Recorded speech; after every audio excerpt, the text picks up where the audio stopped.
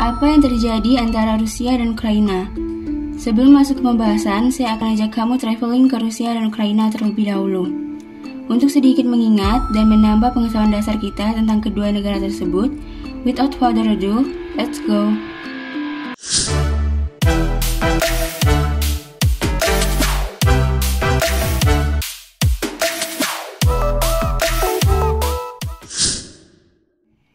Rusia adalah sebuah negara yang berdaulat dengan wilayah paling luas di dunia, yang membentang dengan luas di sebelah timur Eropa dan utara Asia, dengan wilayah seluas 17.125.200 km.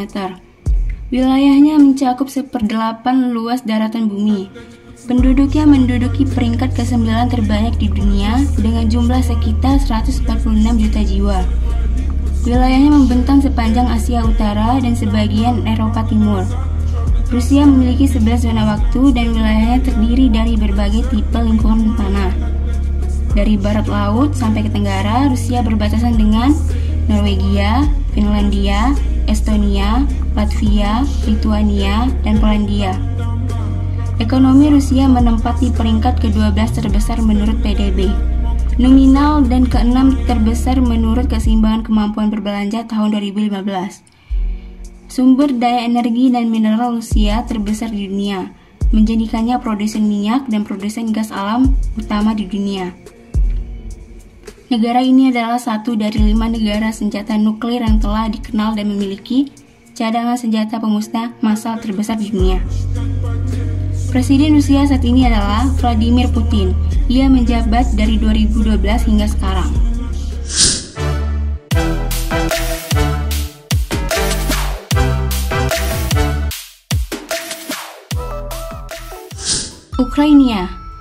Ukraina adalah sebuah negara di Eropa Timur yang berbatasan dengan Rusia di timur dan timur laut, Belarus di barat laut, Polandia dan Slovakia di barat, Hongaria, Rumania, dan Moldova di barat daya, Laut Hitam di selatan, dan Laut Azov di tenggara.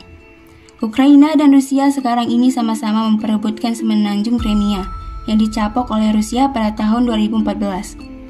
Meskipun demikian, Ukraina dan banyak komunitas internasional mengakuinya sebagai bagian dari Ukraina. Beserta Crimea, Ukraina memiliki wilayah seluas 603,628 skala meter, yang membuatnya sebagai negara terluas di Eropa dan terluas ke-46 di dunia. Sedangkan populasi sejumlah 44,5 juta jiwa, sebuah Republik Kazaki muncul dan makmur pada abad ke-17-18. Tetapi wilayahnya terbagi antara Polandia dan Imperium Rusia, yang kemudian sepenuhnya menjadi milik Rusia.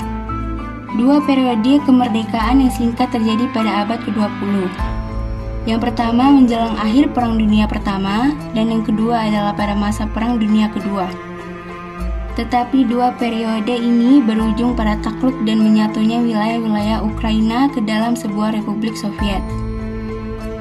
Situasi yang berlaku pada tahun 1991 ketika Ukraina meraih kemerdekaannya dari Uni Soviet. Segera setelah pembubarannya pada penghujung Perang Dingin, Ukraina telah sejak lama menjadi pusat cadangan pangan dunia karena lahan pertanian yang luas dan subur. Dan Ukraina masih menjadi salah satu pengekspor terbesar biji-bijian di dunia. Ekonomi Ukraina yang bermacam ragam termasuklah sektor industri berat yang besar, khususnya di bidang penerbangan peralatan industri. Presiden negara Ukraina saat ini adalah Volodymyr Zelensky. Nah guys, itu tadi adalah sedikit pengenalan tentang Rusia dan Ukraina. Oke lanjut, mari kita ulas bersama apa yang sedang terjadi dengan dua negara ini. Let's go!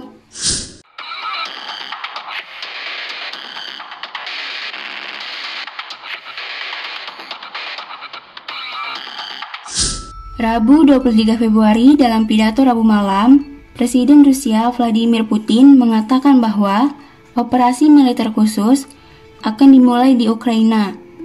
Beberapa organisasi berita melaporkan ledakan di beberapa kota dan bukti operasi militer skala besar terjadi di seluruh Ukraina. Rusia telah membangun puluhan ribu tentara di sepanjang perbatasan Ukraina. sebuah tindakan agresi yang dapat berkembang menjadi konflik militer terbesar di tanah Eropa dalam beberapa dasawarsa. Akar krisis saat ini tumbuh dari pecahnya Uni Soviet. Ketika Uni Soviet bubar di awal tahun 90-an, Ukraina bekas Republik Soviet memiliki persenjataan atom terbesar ketiga di dunia. Amerika Serikat dan Rusia bekerja dengan Ukraina untuk denuklearisasi negara itu. Dan dalam serangkaian perjanjian diplomatik, Kiev mengembalikan ratusan hulu ledak nuklirnya ke Rusia dengan imbalan jaminan keamanan yang melindunginya dari potensi serangan Rusia. Mengapa Rusia mengancam dan memerangi Ukraina sekarang? Krisis Rusia-Ukraina merupakan kelanjutan dari krisis yang dimulai pada tahun 2014. Namun perkembangan politik baru-baru ini di Ukraina, Amerika Serikat, Eropa, dan Rusia membantu menjelaskan mengapa Putin mungkin merasa sekarang adalah waktu untuk bertindak. Rusia yang berkelanjutan telah meminta bantuan Barat berbicara secara terbuka tentang keinginannya untuk bergabung dengan NATO. Diplomasi belum menghasilkan terobosan apapun sejauh ini. Akhir tahun lalu, Gedung Putih mulai mengintensifkan upaya diplomatiknya dengan Rusia. Pada bulan Desember, Rusia menyerahkan kepada Washington daftar jaminan keamanan yang mengikat secara hukum, termasuk yang tidak dimulai seperti larangan keanggotaan NATO Ukraina, dan menuntut jawaban secara tertulis. Pada bulan Januari, pejabat Amerika Serikat dan Rusia mencoba untuk menegosiasikan terobosan Jenewa, tetapi tidak berhasil. Amerika Serikat telah mengerahkan 3.000 tentara ke Eropa dalam menunjukkan solidaritas untuk NATO, dan dilaporkan akan mengirim 3.000 lagi ke Polandia. Meskipun pemerintahan Biden telah tegas bahwa tentara Amerika Serikat tidak akan berperang di Ukraina jika perang pecah, pemerintah Biden bersama dengan sekutu Eropanya sedang membuat rencana agresif untuk menghukum Rusia. Nah guys, itu tadi adalah pembahasan mendalam tentang perseteruan yang terjadi di antara Rusia dan Ukraina. Saya pribadi tidak memihak kepada siapapun.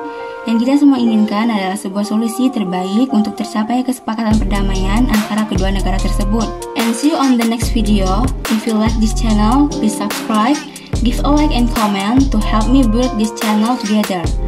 Because from now on, I'm the one that taking over this channel and I hope you like it. Okay, see you later. Bye bye.